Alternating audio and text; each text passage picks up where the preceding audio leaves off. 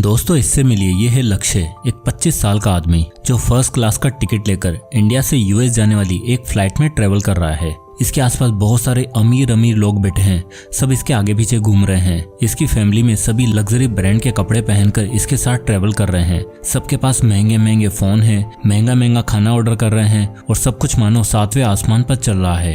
पर अफसोस, लक्ष्य की नींद खुल जाती है और उसका सामना होता है उसकी रियलिटी से, जिसमें ऑफिस जाने में बस 1 घंटा रह गया है और अगर अभी वो नहीं भागा तो सैलरी कट जाएगी। फैमिली की हालत वैसे ही खराब है और ऊपर से इस सपने ने और लेट करवा दिया है। आई एम श्योर आप में से बहुत से ऐसे लोग लक्ष्य जैसे होंगे जो रोज सुबह सुबह अमीर बनने का सपना तो देखते हैं पर कभी उन सपनों को पूरा करने की कोशिश नहीं कर पाते। एम्प्लॉयमेंट के एक ऐसे ट्रैप में फंसे हुए हैं जिसको ना ही पूरी तरीके से निभा पा रहे हैं और ना ही छोड़ पा रहे हैं। तो आखिर क्या करें? क्या पूरी जिंदगी ऐसे ही बितानी पड़ेगी? क्या हम कभी रिच बन पाएंगे या फिर नहीं? और अगर आपको भी इन सवालों ने घेरा हुआ है और आप भी रिच बनना चाहते हो, सक्सेसफुल बनना चाहते हो, so don't worry, I will teach you to be rich. अरे नहीं, मतलब मैं नहीं, वर्ल्ड के जाने माने मशहूर ऑथर रमीत सेठी बताएंगे, जिन्होंने ये अमेजिंग बुक लिखी है और इस बुक में 6 से अमेजिंग लेसन बताए हैं जो आपको आपके ड्रीम लाइफ अचीव करने में 100% मदद करेंगे। सो बिना टाइम वेस्ट किए लेट्स डाइव इन।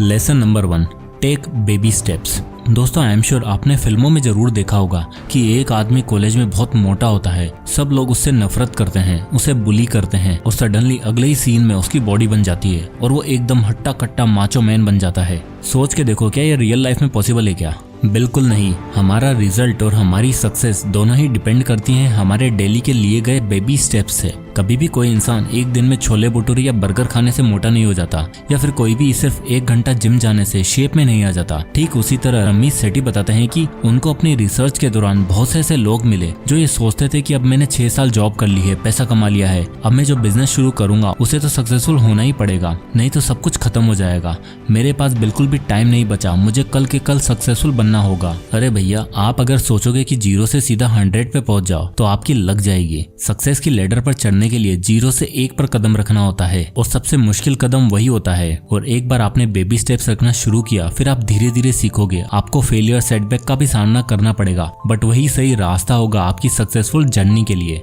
सो किसी भी बिजनेस को शुरू करने से पहले, अपने फाइनेंस को मैनेज करने से पहले उसके बेबी स्टेप्स प्लान करो। Lesson number 2, optimise your credit card. Ramit Sethi कहते हैं अपने क्रेडिट्स को आप जितना ऑप्टिमाइज कर सको उतना सही है, क्योंकि आप तब तक रिच और सक्सेसफुल नहीं बन सकते जब तक आपके ऊपर 1 रुपया भी कर्ज होगा। अपने डेली एक्सपेंसेस के लिए आप क्रेडिट कार्ड यूज ना करें। जहां अच्छे डिस्काउंट्स और अच्छी डील्स मिल रही है वहां उसे यूज करें ताकि क्रेडिट बिल ज्यादा न बढ़ पाए और जितना जल्दी हो सके मंथ एंड तक आप उन बिल्स को पे ऑफ करें ताकि आपके ऊपर कोई भी हिडन चार्जेस ना लगे। दरअसल होता यह है कि ये क्रेडिट कार्ड कंपनियां आपको लिमिट देती हैं कि आप 50,000 तक का, 1 लाख तक का या 5 लाख तक का परचेज कर सकते हैं, वो भी बिना किसी फीस या चार्ज के। और आपको लगता है कि यार क्या सही चीज है, और जैसे ही आप इनके ये कार्ड स्वैप करते हो आपको ये मैसेज भेजते हैं कि 30 दिन के अंदर अंदर पेमेंट करो या फिर हर महीने की 5 तारीख को। और जैसे आपने 1 दिन भी डिफॉल्ट किया आपके ऊपर पेनल्टी लगना शुरू हो जाएगी। फॉर एग्जाम्पल, अगर 10,000 की परचेज पर डिफॉल्ट हुआ तो 500 रुपए एक्स्ट्रा लगेंगे और धीरे धीरे पेनल्टी इतनी हो जाती है कि आपको समझ ही नहीं आएगा कि लोन अमाउंट क्या है और पेनल्टी क्या है। और अगर आपने पेमेंट नहीं करी तो आप डिफॉल्टर बन जाओगे और आपका क्रेडिट स्कोर गिर जाएगा एंड इन फ्यूचर आपको कभी लोन की जरूरत पड़ेगी तो आपको कोई भी लोन नहीं देगा। इसलिए क्रेडिट कार्ड का यूज सोच समझ के करें और जितना जल्दी हो सके उसकी पेमेंट करें ताकि आपकी फाइनेंशियल जर्नी में कोई रुकावट ना आए।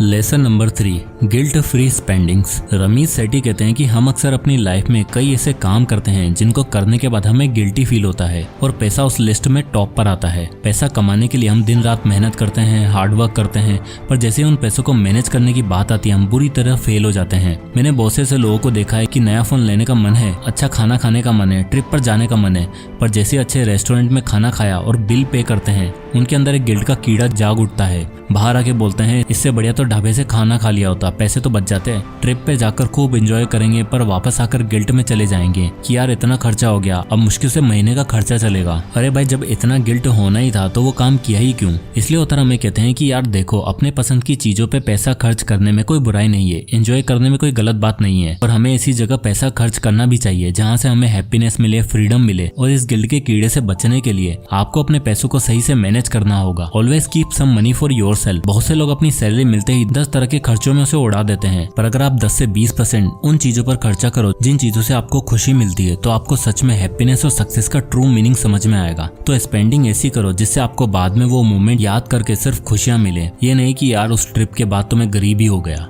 Lesson number 4, automate your finance. दोस्तों, इंसान आज की डेट में बहुत आलसी हो गया है। उसे ज्यादा कुछ सुनना, ज्यादा कुछ करना पसंद नहीं है। आप किसी से एक गिलास पानी मांग के तो देखो, वो ऐसे रिएक्ट करेंगे जैसे उनकी जायदाद मांग ली हो। आलस आजकल हर जगह है, चाहे वो बात हो कोई नया काम शुरू करने की, इन्वेस्टिंग शुरू करने की या अपने फाइनेंस को सुधारने की। पर इस आलस का इलाज है, डोंट वरी, कोई दवाई या मेडिकल ट्रीटमेंट नहीं, बल्कि इसका इलाज है ऑटोमेशन। फाइनेंशियली फ्री लाइफ जीने के लिए आपको ऑटोमेशन का सहारा जरूर लेना पड़ेगा, जिसमें आप हर महीने अपने पैसों को ऑटोमेशन या कह लो ऑटो पे के ऑप्शन के जरिए सही तरीके से इन्वेस्ट कर सकते हैं। फॉर एग्जाम्पल, अगर आप अपने क्रेडिट कार्ड के बिल्स को टाइमली पे करते हैं तो आप ऑटो पे का ऑप्शन सेलेक्ट कर सकते हैं, जिससे आपके ऊपर कोई एक्स्ट्रा चार्जेस ना लगे। अगर आप किसी इंडेक्स फंड या म्यूचुअल फंड में SIP के जरिए इन्वेस्ट करते हैं, तब भी आप अपने बैंक को कहकर ऑटो पे ऑन करवा सकते हैं और बिना किसी डिले के या फेलियर के आप कंटिन्यूअसली इन्वेस्टिंग कर सकते हैं। इनफैक्ट मैंने तो अपने सारे बिल्स पेमेंट और SIP को ऑटोमेट कर रखा है, ताकि एक भी दिन डिफॉल्ट ना हो और फ्यूचर के लिए कंटिन्यूअस सेविंग होती रहे। अब आता है लेसन नंबर 5,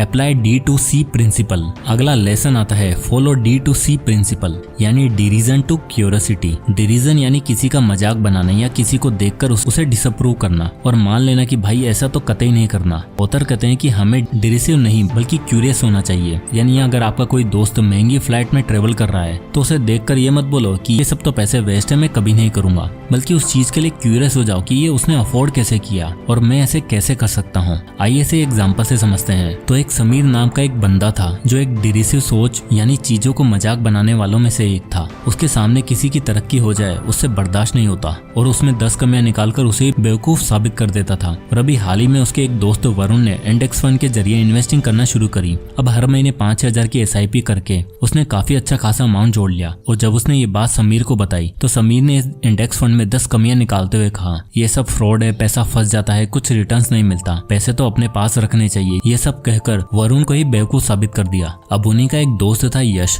जो बड़ा ही क्यूरियस रहता था इन सभी चीजों को लेकर। और वरुण जब यश के पास गया और इंडेक्स फंड के बारे में उसने बताया तो यश ने भी इन्वेस्टिंग शुरू कर दी और उसने वरुण से टिप्स लिए और वरुण से सब कुछ पूछा। और कुछ सालों बाद जब तीनों दोस्त दोबारा मिलते हैं तो वरुण और यश दोनों ही फाइनेंशियली फ्री लाइफ जी रहे थे, दोनों ही हैप्पी और फ्रीडम वाली जिंदगी जी रहे थे। वहीं समीर अभी भी स्ट्रगल कर रहा था और लाइफ से बुरी तरह थक चुका था। और 15 साल बाद जाके उसे ये समझ आता है कि क्यूरियस होने में जो फायदा है वो किसी और चीज में नहीं है। So start moving your financial life from D to C. Lesson number 6.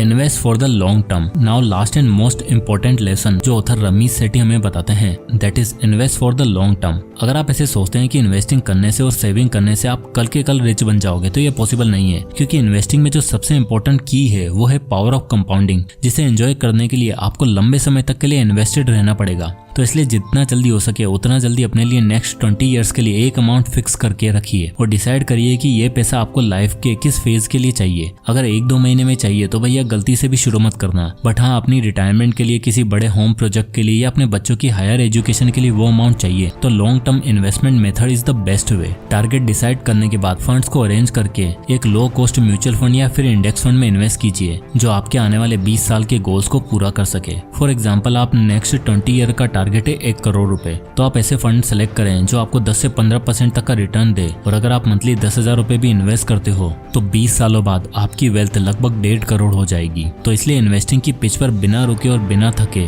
बस टिके रहना है, लॉन्ग टर्म में इन्वेस्ट करना है और रिजल्ट आपको अपने आप देखने को मिलेगा। और आप खुद ही सोचो, क्या कभी कोई बैट्समैन सीधा 100 रन से शुरुआत करता है क्या? नहीं ना, वो 1 रन से शुरू करता है, धीरे धीरे 4 और 6 मार के वो पिच पर टिका रहता है और देखते ही देखते कब 100 रन बन जाते हैं पता ही नहीं चलता। सो फाइनेंस की इस रेस में फर्स्ट आने के लिए अपने क्रेडिट्स को ऑप्टिमाइज करो, छोटे छोटे बेबी स्टेप्स से शुरू करो, अपने बिल्स और पेमेंट को ऑटोमेट करना सीखो और D2C प्रिंसिपल का यूज करके इन्वेस्टिंग की पिच पर लंबे टाइम तक टिके रहो, जिससे आप एक दिन में तो नहीं पर हाँ एक दिन जरूर अमीर बन जाएंगे। तो दोस्तों ये थे 6 इंपॉर्टेंट लेसन इस अमेजिंग बुक से। सो आई होप कि इस वीडियो से आपको कुछ ना कुछ जरूर सीखने को मिला होगा। तो अगर आपको ये वीडियो पसंद आया हो तो इसे लाइक करें और ज्यादा से ज्यादा लोगों तक शेयर करें। इसी तरह के वीडियोस के लिए हमारे चैनल को सब्सक्राइब जरूर करें। तो मिलते हैं नेक्स्ट वीडियो में, तब तक के लिए जय हिंद।